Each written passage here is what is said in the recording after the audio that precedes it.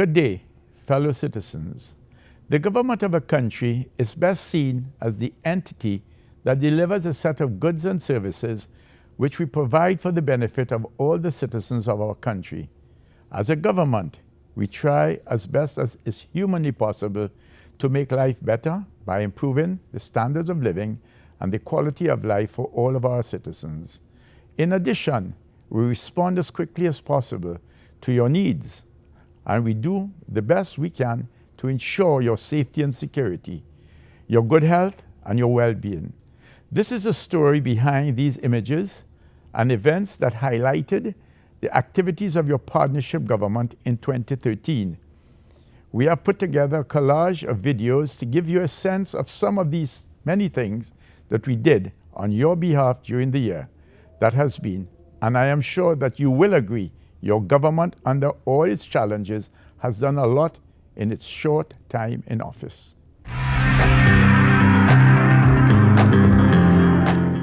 It's been an all-time record in the history of energy in Trinidad and Tobago, from major agreements signed on with several international oil and gas companies to the commencement of new projects and a change in the way we view this country's energy reserves. Energy and Energy Affairs Minister Kevin Ramnarine, spearheading these critical moves, started off the year with a significant signing of a milestone agreement for the construction of the dimethyl ether plant, the first of its kind in the region. Energy and Energy Affairs Minister Kevin Ramnarine, spearheading these critical moves, started off the year with a significant signing of a milestone agreement for the construction of the dimethyl ether plant, the first of its kind in the region. With 7 parties involved, including Japanese giants Mitsubishi Corporation and its subsidiaries, along with NGC, NEC, Neil & Marcy Holdings, Caribbean Gas Chemical Limited, and this country's government, the project will see the expansion of the diversification process and the development of cleaner fuels capable of replacing the use of diesel in some cases. We established and registered Project Development Company in Trinidad and Tobago under the name of Caribbean Gas Chemical Limited and held the first shareholder meeting and board of director meetings yesterday.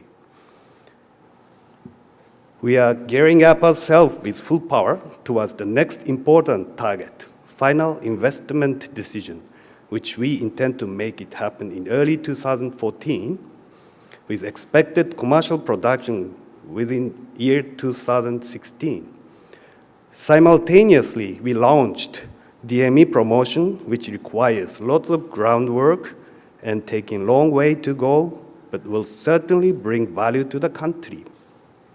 We are confident that the success of this phase 1 project will open the door for Trinidad and Tobago and ourselves and encourage more Japanese people, such as investors, technology holders, to willingly look into a wide variety of petrochemicals production opportunity in the country, including our phase 2 project.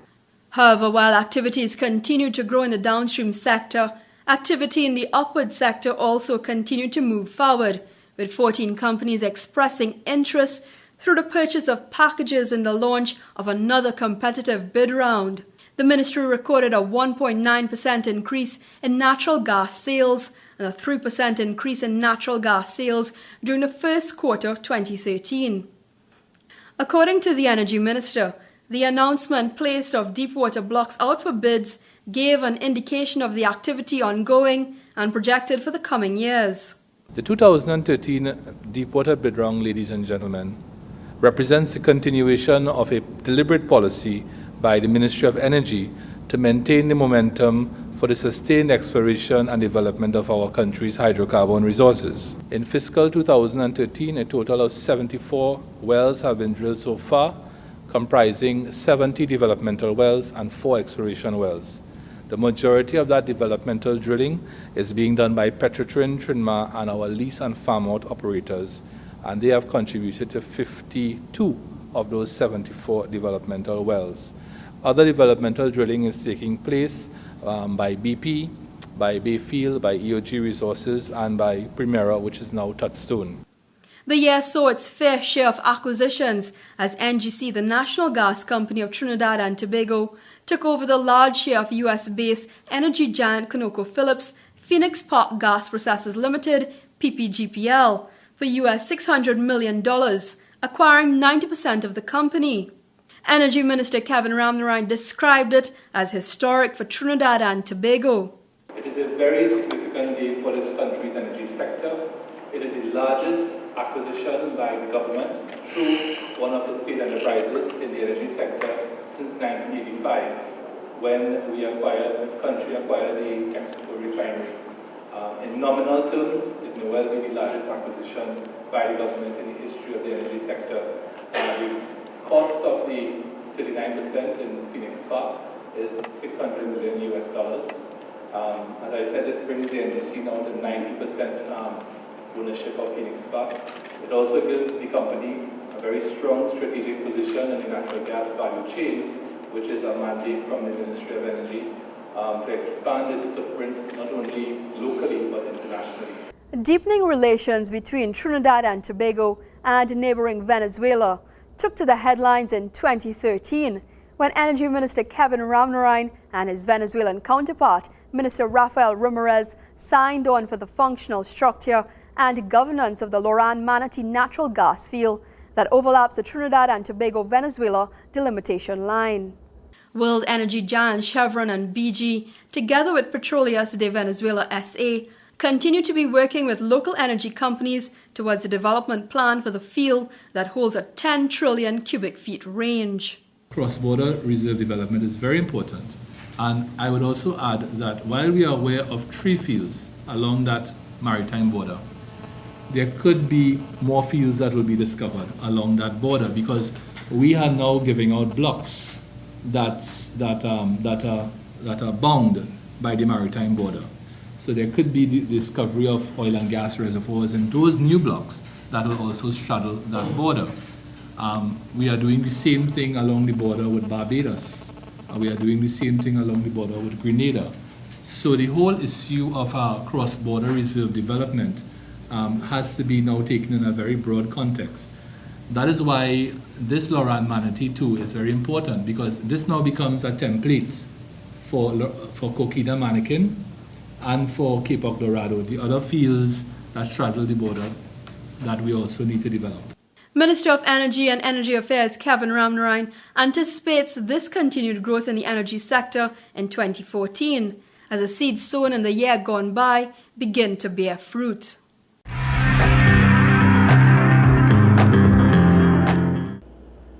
One of the major events that occurred within the Ministry of National Security in 2013 included Senator the Honorable Gary Griffith being appointed Minister of National Security on September 6, 2013. Since May 2010, he served as National Security Advisor to the Honorable Prime Minister. Senator Griffith, many would say, hit the ground running following his appointment. Taking the top spot of events in the Ministry of National Security was the National Security Bratton Initiative. William Bratton, who served as Police Commissioner for New York City and Boston, and who will serve a second time as New York City Police Commissioner effective January 1, 2014, visited Trinidad in early November. Mr. Bratton and his team were contracted to collaborate with the government of Trinidad and Tobago to undergo a precise revision of crime in the country, specifically the emergence and operations of gangs. At the end of the team's visit at a national security seminar themed A Country to Defend, recommendations were made to local authorities as how they could arrest the crime situation in Trinidad and Tobago. Upon his arrival, William Bratton stated his confidence in the CompStat program working in this country as it did in major U.S. cities. CompStat, Computer Statistics or Comparative Statistics, is the name given to the New York City Police Department's accountability process. It tracks crime through pins stuck in maps and involves weekly crime control strategy meetings. CompStat is credited with the reduction of crime by 60% in New York. Mr. Bratton had spoken with the media upon his arrival in Trinidad and Tobago. We believe an essential element of any modernization, any successful effort to deal with the issue of crime. It is a mapping system, certainly, in an attempt to identify very quickly where crime is occurring, identify its extent, who's doing it, where's it happening, when's it happening, and then to quickly put police resources into that area to effectively deal with preventing it from growing, but more importantly, allowing it to be reduced. And I am very pleased that it's a system that has been replicated around the world, and that is one of its strengths, that it can work everywhere. It can be modified to any country's experience. It is not only a system for identifying where crime is occurring, but it's an accountability system for your police leadership to ensure that they are aware of where crime is occurring, that they know what the cause of it is, and they are able to basically present what is the strategies and the initiatives that they are undertaking to deal with the problem. And it's also a collaborative system. The idea that all the police officials responsible for crime and disorder come together to share what's working, what's not working, and what can we collectively do about it. So CompStat, in some respects, is very much what happens in medicine. You go to see a doctor, you're not feeling well. The doctor examines you, timely, accurate intelligence. He notices that he does some tests. The tests come back, you have a cancer. He wants to rapidly respond to that cancer to keep it from growing. So that's rapid response. He may use chemotherapy, he may use radiation, he may use other forms of treatment. He effectively deals with the cancer. But after he has cured you, he wants to still come back every 6 months and look at you to make sure it's not coming back. That's CompStat. It's practiced in medicine, and it's now widely practiced in policing. I understand that in your country there may have been efforts in the past to implement the system. My colleagues and I would be very interested to see if that system is still being used here, or if not, if that's something that we can encourage that it once again be looked at. He said that though Trinidad and Tobago was different to the U.S., crime remained the same everywhere. On the day of his arrival, Mr. Bratton also visited crime hotspot areas in the country. He explained the reason for his visit to Trinidad. What we've been asked to do is to come in and give a presentation about what has worked elsewhere in the United States in particular, and changes in policing, but also during this visit to get a number of briefings, a tour certainly, about what has been happening in your country, what has been working, what has not been working. And then we have been asked to present a proposal or a report as to what we think we might be able to add to the initiatives that the government is already taking. He shared ideas of what could be done to stop crime in hotspot areas. Put into a very troubled neighborhood a police presence that can not only provide protection, but the idea is to have if I understand it correctly, a youth center in the building to try and develop relationships, better relationships between the police and the young people. And I'm a strong supporter of this type of activity, putting police right into the neighborhoods. Mr. Bratton's visit ended with a national security seminar at the Hyatt Regency Hotel in Port of Spain. All heads of the various arms of the local security service were present. When he took to the podium for his feature address, Mr. Bratton started off by stating 9 important principles of policing, of which he said these 3 should be understood and remembered at all times by the state security personnel. 1. The basic mission for which the police exist is to prevent crime and disorder. 2. The ability of the police to perform their duties is dependent upon public approval of police actions. And 3. Police must secure the willing cooperation of the public in voluntary observance of the law to be able to secure and maintain the respect of the public. He said the police use of physical force should be a last resort. Also speaking at the seminar was Senator the Honorable Gary Griffith, Minister of National Security, who alluded to the fact that it takes everyone to aid in the reduction of criminal activities in the country. Minister Griffith also dispelled the notion that Trinidad and Tobago has a crime culture. He said crime was a product of opportunity. And it was based on the importance of us understanding the importance of providing our law enforcement agencies with the tools that they require. For too long they've been behind the 8 ball. Through the National Security Training Academy, through us understanding what the law enforcement agencies require, we will provide it to them. That is the only way that they can succeed. And this is not going to be based on politicians actually imposing law enforcement initiatives or assets to the members of the police service and the defense force. We need to find out what they want. That is the only way that they can perform, because they are the experts, not the politicians. Another important issue to come up for discussion in national security was incentive for public officers, with the Honourable Minister announcing that government would soon be launching an incentive program to reward officers who perform excellently in the line of duty. Noting that there is a need for performance measurement, Minister Griffith said this would go a long way in raising the morale of officers. We have to look at one of the 4 principles again I spoke about, which has to do with measurement of performance. We need to have that yardstick, that tool to ensure we have that measurement of performance. Too often, there's been the concern that measurement of performance is only based on an avenue to find a way to discipline individuals or to have them reassigned or fired, suspended. But unless we measure performance, it is going to be very difficult to actually reward police officers. And it goes again with computerized statistics even. Even ComStat can actually be utilized as a tool to assist us in measuring performance. Measuring performance is not just doing your duty, but doing something above and beyond the call of duty.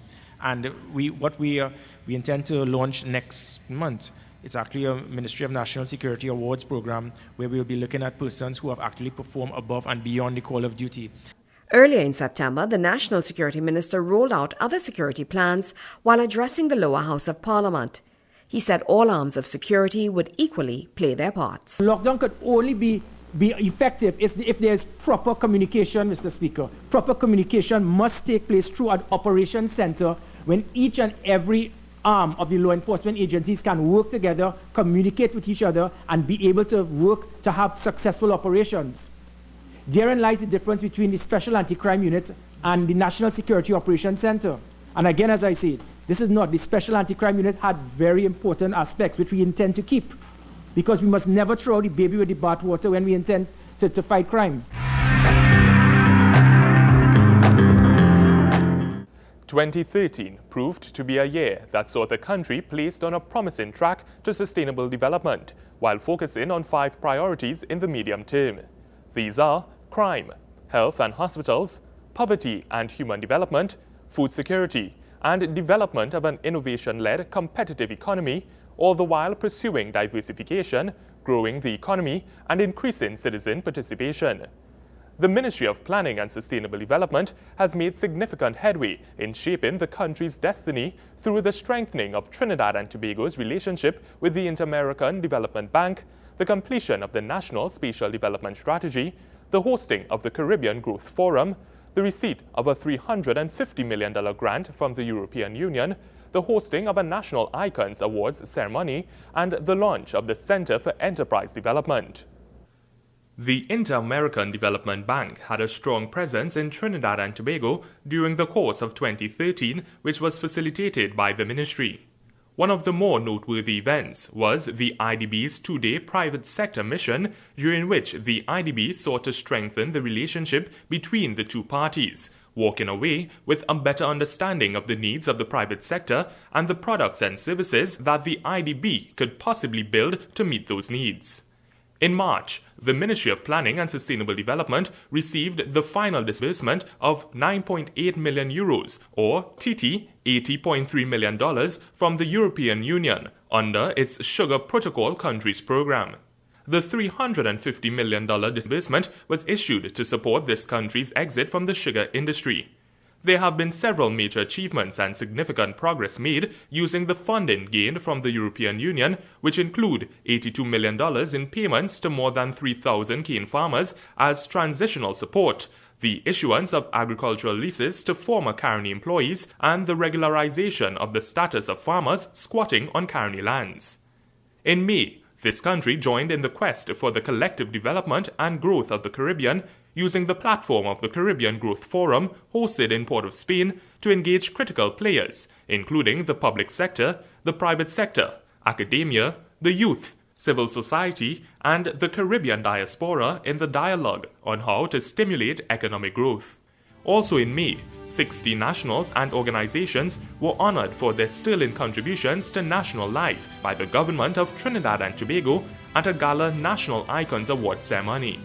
The event was hosted by the Ministry of Planning and Sustainable Development, which was charged with the responsibility for organizing celebrations for the country's 50th anniversary as a sovereign nation. It was decided that since 2013 marked the beginning of the decade that would commemorate our 60th anniversary, 60 icons would be honored. These honorees have both epitomized and helped to shape the values, beliefs, and cultural aspirations of our society. In June, exactly 1 year after the sud turning in Freeport, the Kariri Center for Enterprise Development opened its doors to the public. The center serves as an innovation and business incubator and tests the feasibility of an enterprise, that is, the idea and its viability in a real market world. Developing this type of facility saw a partnership with South Africa for its expertise and is home to 4 units: innovation, technology, business, and ICT, aimed at working in tandem with other companies looking at launching new business ideas. 2013 came to an end for the Ministry of Planning and Sustainable Development with a bang, as it completed the National Spatial Development Strategy, which was approved by Cabinet and is expected to go before the Parliament for debate in the near future. The NSDS is the overarching framework that will spatially represent the socio-economic and environmental development priorities in Trinidad and Tobago. It was completed after 2 years of groundwork by the ministry and its agencies and significant input from the national community. As the ministry looks toward 2014, Trinidad and Tobago can rest assured that national sustainable development is imminent and easily achievable under the stewardship of Dr. the Honorable Senator Bohindra Tiwari. 2013 can be seen as a stellar year for the Ministry of the People and Social Development, as well as the thousands of citizens who were beneficiaries of the ministry's offerings. The population was well engaged as the ministry met the needs of a wide cross-section of persons in society. On January 22nd, the Direct Deposit Initiative was launched, which allows recipients of the Senior Citizens Pension to receive their benefits directly into accounts and their financial institutions. Recipients of disability assistance and public assistance grants were also queued to benefit from this service. After a successful pilot among pensioners in Sangre Grande in December 2012, the national rollout in January 2013 allowed clients who signed up for direct deposit to begin receiving their benefits in their accounts. Thousands of citizens are currently benefiting from this service. The following day, the Ministry's Division of Aging hosted the first ever Seniors Cultural Pageant of Trinidad and Tobago at the Festival Ballroom Capital Plaza Hotel, Port of Spain. The pageant, held under the theme Celebrating the Golden Age of Excellence, was developed to provide senior citizens of Trinidad and Tobago with a forum to express their accomplishments, talents, and inner beauty, as well as to serve as a mechanism for motivating other seniors to lead an active and productive lifestyle. In February, the ministry partnered with the Ministry of Legal Affairs to distribute birth certificates to over 24 former street dwellers. This move was described as historic and groundbreaking, as the beneficiaries are now able to find employment, open a bank account, and even apply for state grants, among many other services offered by both the public and private sectors. During the year, the ministry embarked on an exercise to remove such vulnerable persons off the nation's streets, house them, provide them with training to make them employable, as well as in some cases reunite them with their families. In April, a decision was taken by the Cabinet to introduce a prosthetic assistance program to aid citizens who need artificial limbs. Research shows that amputees benefit physically and psychologically with the use of prosthetic limbs, and according to data from the Ministry of Health, approximately 400 amputations are done each year in Trinidad and Tobago. Cabinet has approved funding not exceeding $40,000 per patient. However, more serious cases can be facilitated through a special recommendation. In observance of World Elder Abuse Awareness Day, the Ministry of the People and Social Development, through its Division of Aging, officially launched its anti-elder abuse campaign by hosting a walkathon in June through the streets of Port of Spain. Over 4,000 persons joined the walk to take a stand against elder abuse and to raise awareness about the mistreatment and neglect of older persons. The event was also intended to sensitize key stakeholders on the counteracting actions that need to be taken to change attitudes and behaviors. Dr. Ramadar Singh made an emergency visit to residents of Building 64, Duncan Street, Port of Spain, on Friday, June 28th. He was accompanied by a team of ministry officials from delivery units such as People Issues Resolution Coordinating Unit, URP Social, Social Welfare Division, and Targeted Conditional Cash Transfer Program. The fire which gutted the apartment earlier that day took the life of a 6-year-old child, left the aunt of the victim hospitalized, and caused damage to 5 apartments. In July, the ministry held its first health and wellness fair at the National Academy for the Performing Arts. Specially invited guests, who included members of the disabled community, participated in an invitational walk-run-wheel around the Queen's Park Savannah as a sign of staying fit and leading healthy and active lifestyles. Dr. the Honourable Glenn Ramadar Singh, along with newly acclaimed social motivator, triple amputee athlete Rajesh Durbal, opened and actively participated in this activity. Also in July, the Carlson Field Homework Centre at Pipecon Road, Carlson Field, was opened to residents within the district. The pilot project is the first of its kind done through the Poverty Reduction Programme and caters directly to homework needs of children from primary school straight through secondary school. Computer literacy programs and computers are available to children using the centre. Earlier this year, the Non-Governmental Organization Unit and Division of Aging collaborated with the Interreligious Organization of Trinidad and Tobago to establish a number of senior citizens' activity centers across the country at various places of worship. The initiative would help senior citizens over the age of 55 with their medical conditions by physical exercise and developing healthier habits, as well as exposing them to technology by means of a new computer room in a social setting. Other initiatives that took place during the year were TT card distributions to hundreds of families, direct impact and direct effect tours in communities across Trinidad and Tobago, the conception of the Press On initiative, and the introduction of a Social Ambassadors, Social Mentors program which targets the differently abled. 2014 can only mean an expansion of the ministry's services with innovative ways of reaching out to the vulnerable in society and ensuring that social development is imminent and continuous. One of the major programs launched this year in Trinidad and Tobago came from the Ministry of Public Administration.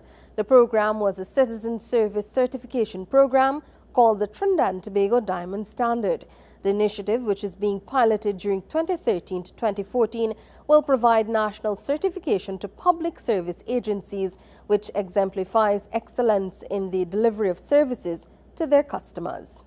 The program, launched on the 24th of June 2013, is based on achieving excellence in service delivery and is central to the development of a citizen-centric public service, Minister Carlin C. Prasad Bechan says. It seeks to encourage, recognize and reward improvements in the quality of public service delivery. According to Minister C. Prasad Bechan, agencies that are assessed as providing an excellent standard of service will receive the Trinidad and Tobago Diamond Standard Award at an annual awards ceremony. Because the Trinidad and Tobago Diamond Standard is a standard of excellence and not a competition, there will be no limit to the number of agencies or services that would qualify for or receive awards. Looking at your core processes and re-engineering those core processes to take out all the waste. And what those processes had to do was to take into consideration the stakeholder requirements. What are the user's needs? In the case of a public service, for example, if I take this and put it into the similar type of a public service in achieving integration, can I look at the perspective of the citizen, the public officer, the young entrepreneur, or even the civil society? And therefore, when I integrate and I re-engineer my processes, I take out all the waste. You know, Kamala spoke about the whole issue of getting value for money and therefore removing all the non-value added processes. Today, I want to tell you that is now a demand of citizens of Trinidad and Tobago, that there be value for money. Always advocating for positive change. But later on in November 2013, the Honourable Minister spoke of further transformation of the public sector, specifically a strategic integrated management system. She did so to business graduates of the Arthur Lockjack School of Business during a one-on-one session. The minister had stated that moving the nation away from working in silos requires a public sector more attractive to other sectors, and by integrating ideas which would work towards improving the overall public service. How many public officers want to become professionals? They want the public service to be the choice of of employment. They would like one day to return to what it was in 1962. In addition to that, they're saying, but give me some space. I need space to innovate. I need space to be creative. Then you have the citizens. And the citizens themselves are telling you, I don't want to just tell you how good your service is. You know citizens today, as we talk about participatory democracy, everyone wants to tell you how. I want to participate in the governance process. I want to be able to make an input. Listen to me, I can tell you how to improve this service. You know how many times you go to a public service, I hear people call me. Let me tell you how this service could be improved. Why don't you all do this? And I see my public officers smiling because we hear that almost every day.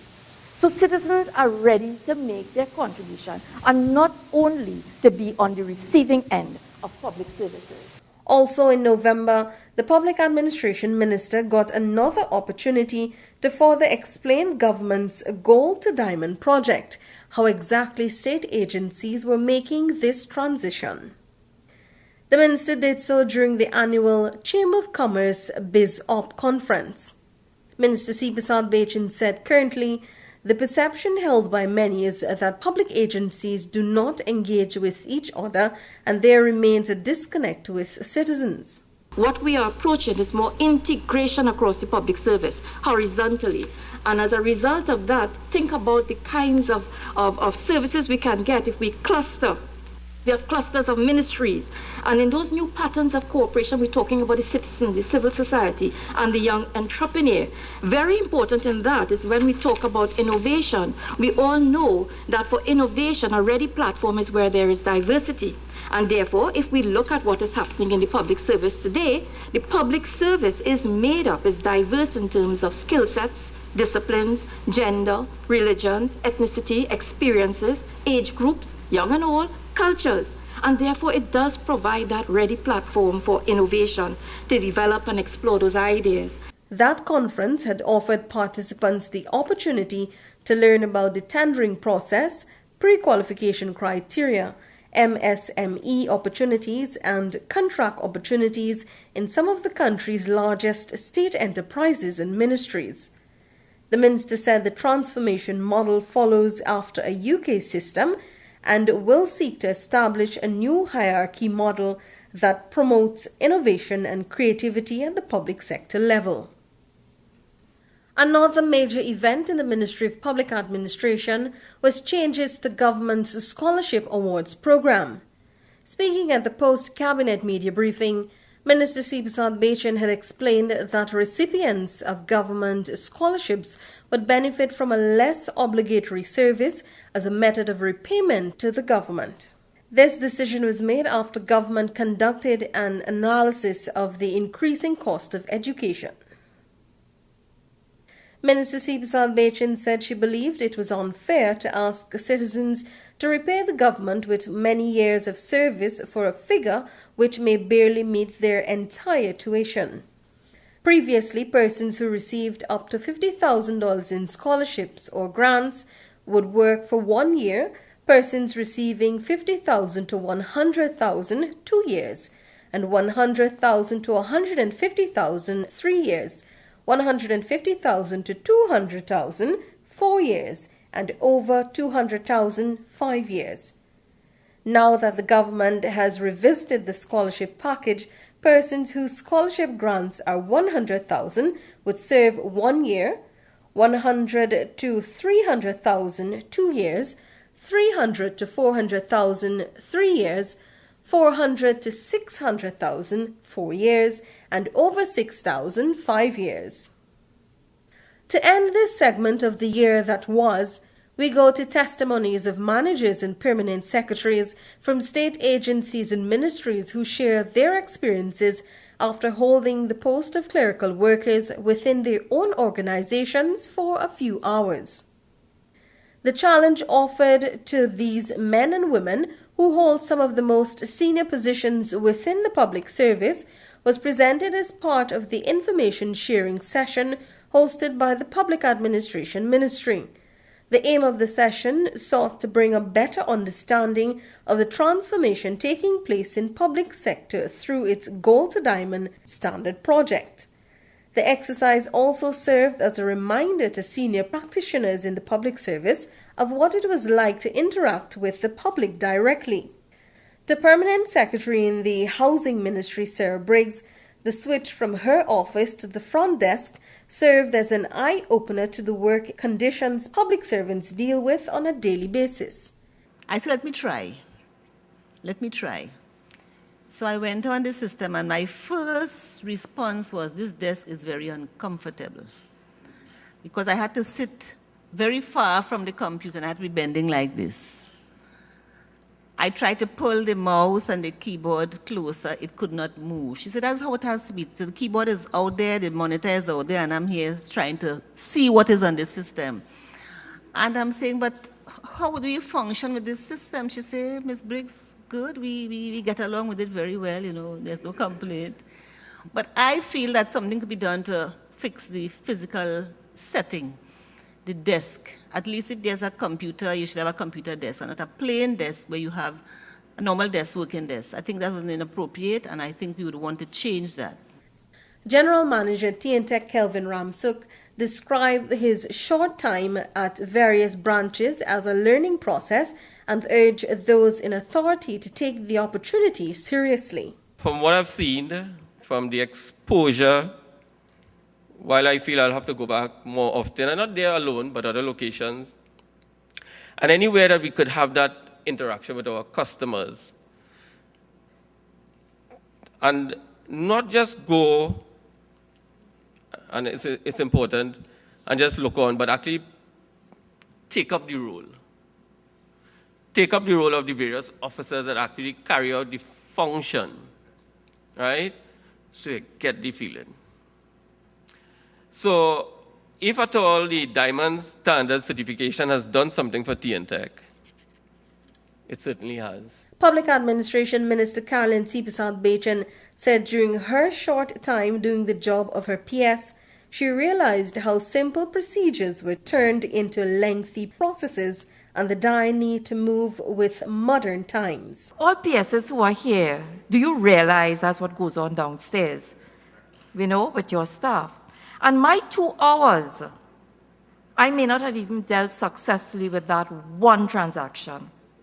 Because after that, I now had to go back to the airlines and get them to validate and then go back and change. I must have wrote about 4 purchase orders yesterday, cancel one after the other, and the final one because it changed. And it therefore tells us that we are not keeping up with the technology.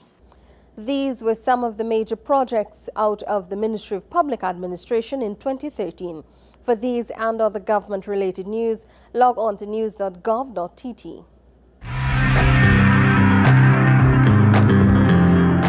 2013 ended on a high note for the Ministry of Justice with the announcement by Cabinet that it has accepted recommendations to improve the nation's prison system.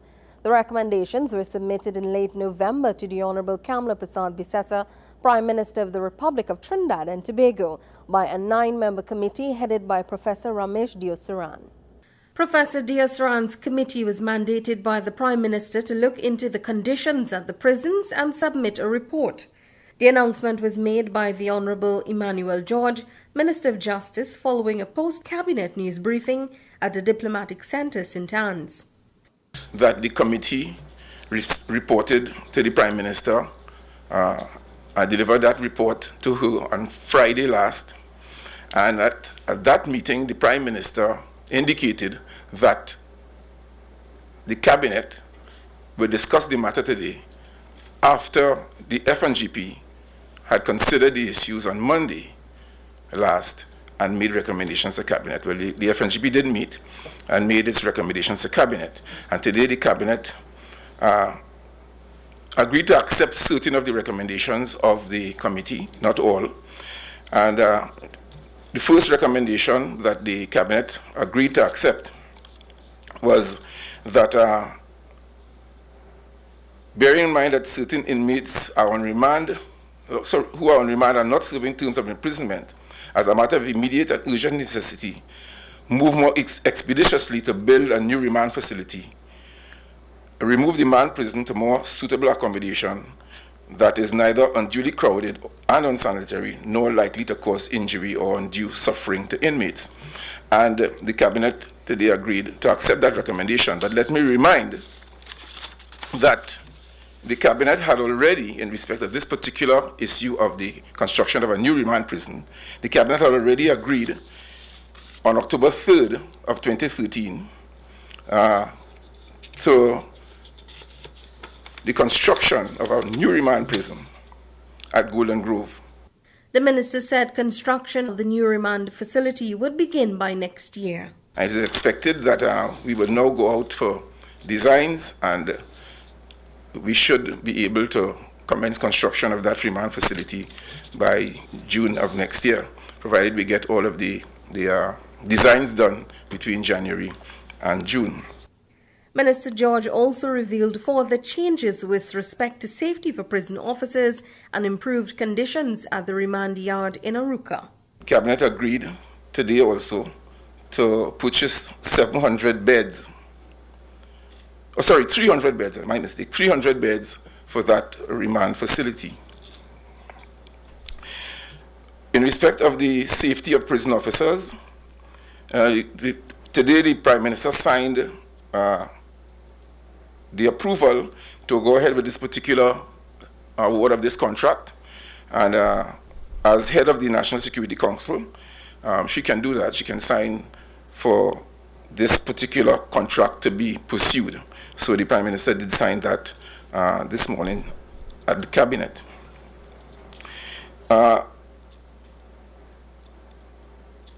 Thirdly, that is in respect of the safety of prison officers and the purchase of their stab-proof and bulletproof vests for those prison officers.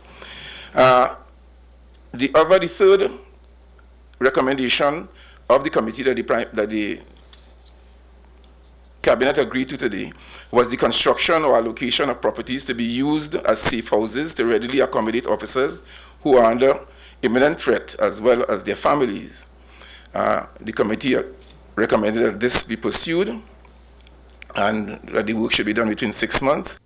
In September this year, the Honourable Prime Minister reshuffled her cabinet, replacing Attorney-at-Law Chrislyn Moore with then Minister of National Security Emmanuel George. But as we rewind the clock to early 2013, here's a story which dominated the headlines for weeks. In May, the Honourable Prime Minister at United National Congress UNC meeting in Gasparilla announced jammers and grabbers would be used to stop the illicit practice of cell phone use in prisons.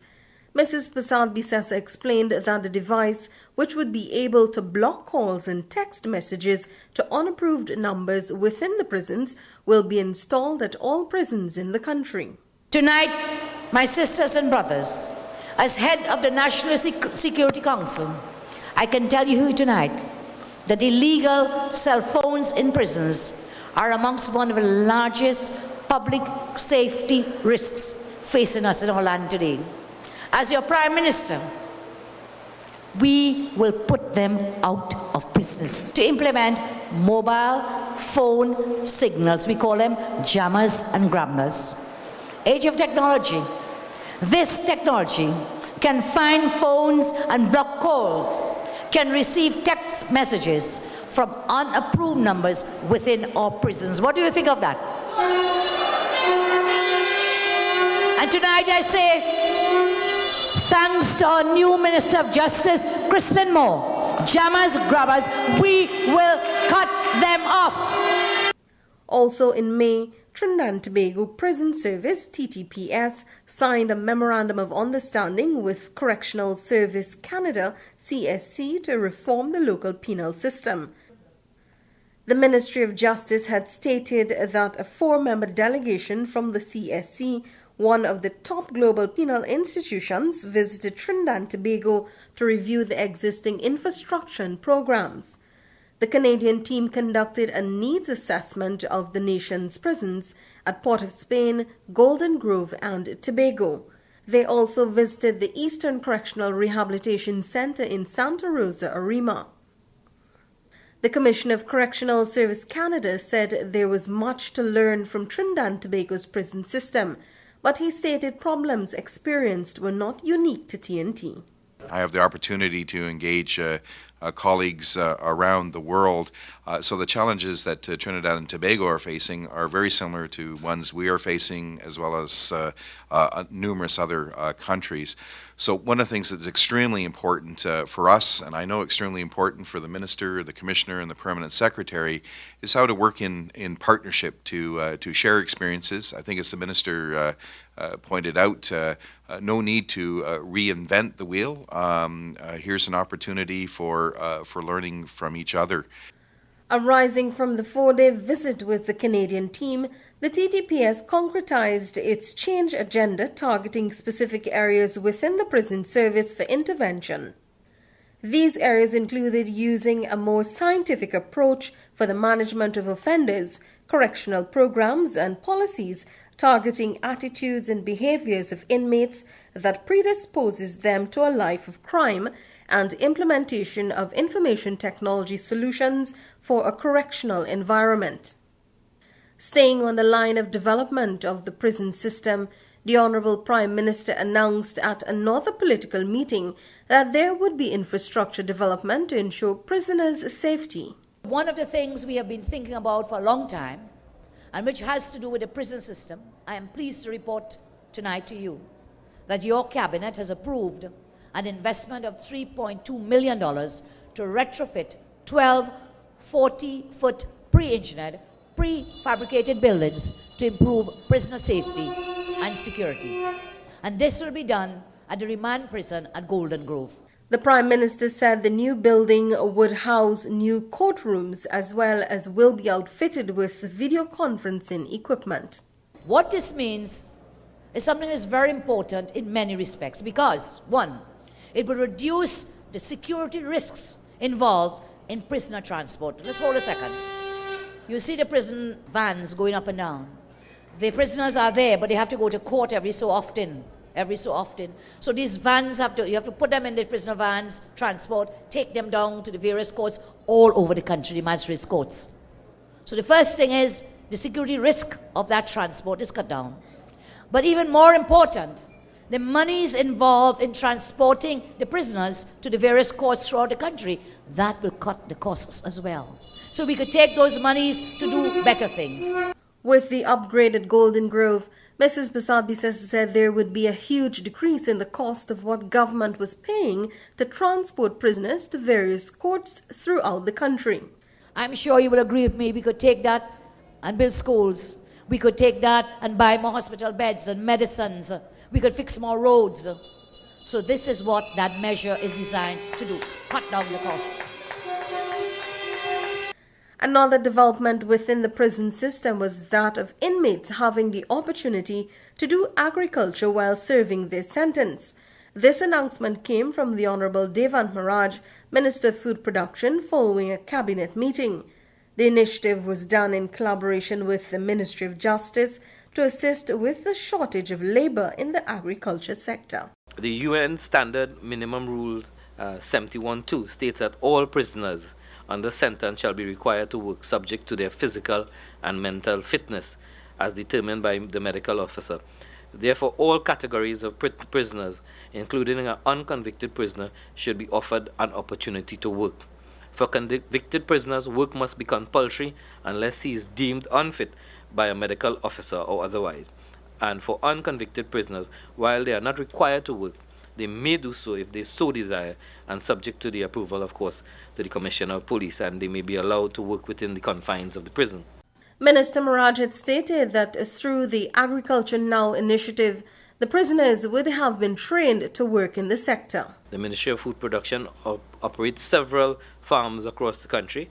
These farms are providing seedlings and other inputs for farmers.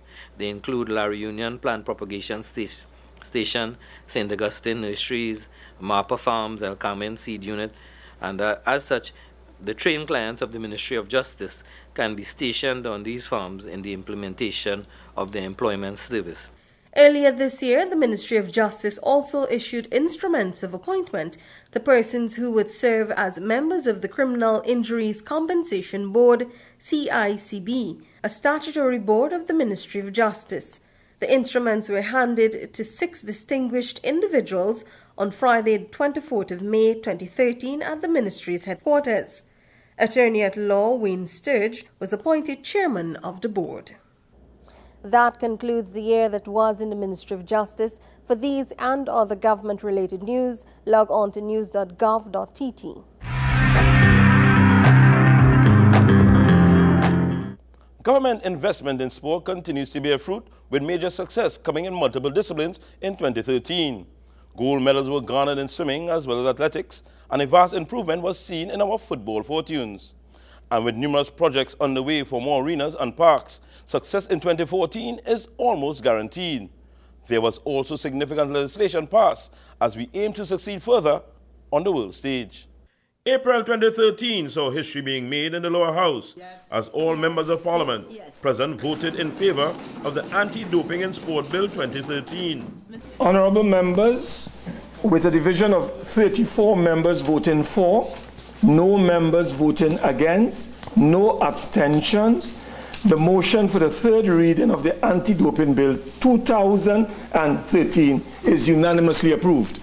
On the field of play, the national football team showed vast improvement from performances in 2012 as the Kenwyn Jones-led Soca Warriors reached the quarterfinal of the CONCACAF Gold Cup. Trinidad and Tobago, 100%. Coach Stephen Hart expressed delight at the positive manner in which his team played. Yes, we knew we had to play for the result, but more important for me was the positive approach which the team took.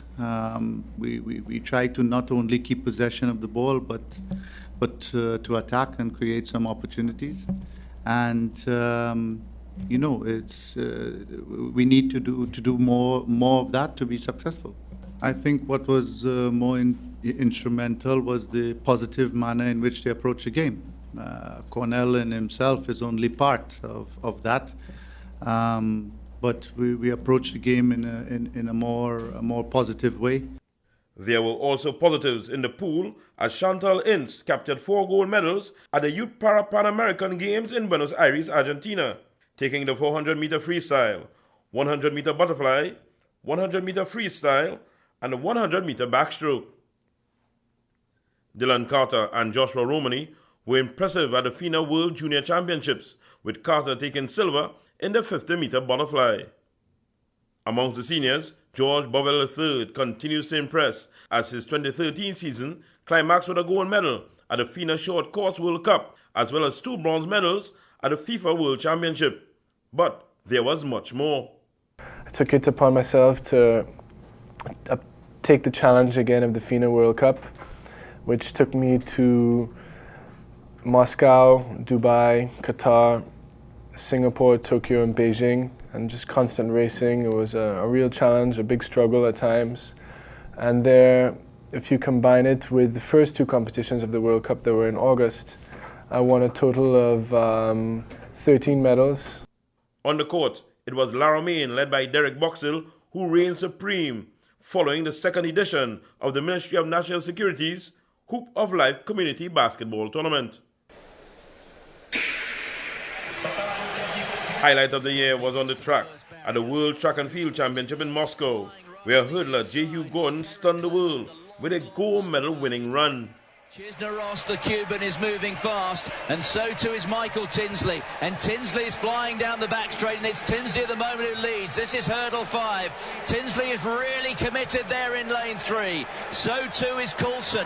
But it's Tinsley at the moment. He's the man to chase. Cisneros has got a bit of work to do. The long loping stride there of Coulson, but can Tinsley bring it home? Coming through is Jehu Gordon. Jehu Gordon perhaps moving fastest of all. Gordon at the last barrier. Gordon and Tinsley. Tinsley's fighting back. Who's going to get it? It may have been Gordon. It was so close. Jehu Gordon, who narrowly missed out on a medal 4 years ago when he was just 17. Has he got it? Michael Tinsley was leading at halfway, and Tinsley fought back up the home straight. It's so close, Tim. Who do you think who's got it? no doubt in my mind at all, Martin. I think it went to the man nearest us of these two, and I think Jehu Gordon determinedly driving to the line. Tinsley came back at him and he got the better dip look. There it is.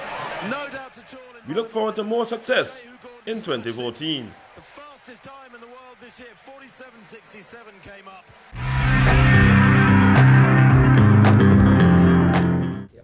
Fellow citizens, the past 3.5 years have been the platform for our goals of sustainable development. In the year 2014, we will accelerate our development efforts and the culmination of the remaining projects that we identified for action when we took over the reins of government in 2010. We want and we will provide only the best for our people of Trinidad and Tobago. I can tell you in all honesty that the best is yet to come and will come in 2014. I thank you for this opportunity to share these facts, and let me wish you and your families a peaceful, pleasant, productive, and prosperous New Year. Thank you very much, and may God bless our nation.